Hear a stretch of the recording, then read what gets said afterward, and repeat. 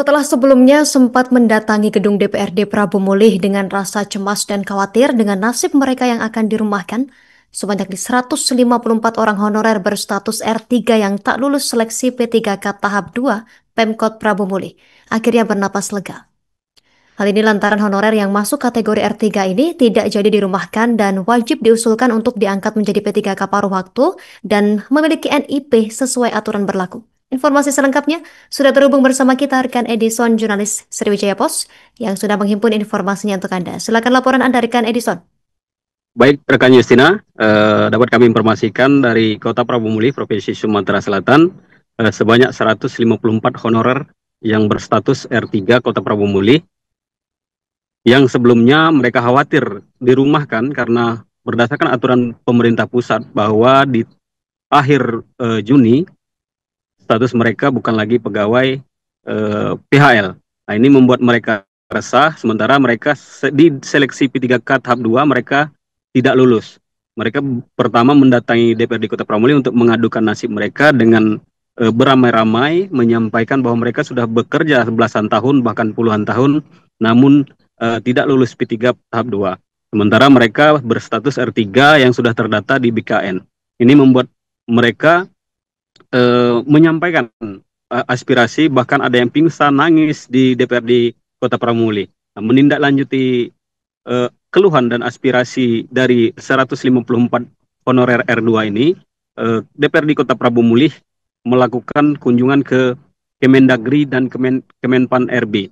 Hasilnya menyatakan bahwa 154 honorer R3 Kota Prabu Mulih wajib diusulkan menjadi P3K paruh waktu. Ini sesuai dengan aturan Permen nomor 16 tahun 2025 poin ke-7 bagian B yang disebutkan bahwa R3 honorer R3 yang tidak lulus dan sudah masuk data BKN, database BKN itu wajib diusulkan untuk diangkat menjadi P3K paruh waktu. Hal ini tentu membuat angin segar atau para honorer R3 ini bisa bernapas lega karena mereka yang sebelumnya sudah menjadi honorer selama belasan tahun bahkan puluhan tahun yang akan dirumahkan kini bisa bekerja kembali. Bahkan pemerintah Kota Prabu Mulih bersama DPRD Kota Prabu Mulih menyebutkan bahwa untuk status mereka sebagai PHL atau pekerja harian lepas ini diperpanjang hingga pengangkatan P3K paruh waktu selesai diusulkan dan dilakukan oleh pemerintah pusat. Kemudian selanjutnya ini para honorer R3 ini akan diminta untuk mengusulkan perpanjangan SK PHL, nanti akan dikaji seperti sedia kala yang selama ini. Sedangkan untuk R3 kita mewawancarai PLT Kepala BKPSDM Bapak Epran Santiaji menyebutkan untuk R4 yang statusnya tidak masuk dalam database BKN itu merupakan TKS atau tenaga kerja sukarela, sehingga tidak ada kewajiban dari pemerintah Kota Prabu Mulih untuk memberikan mereka gaji.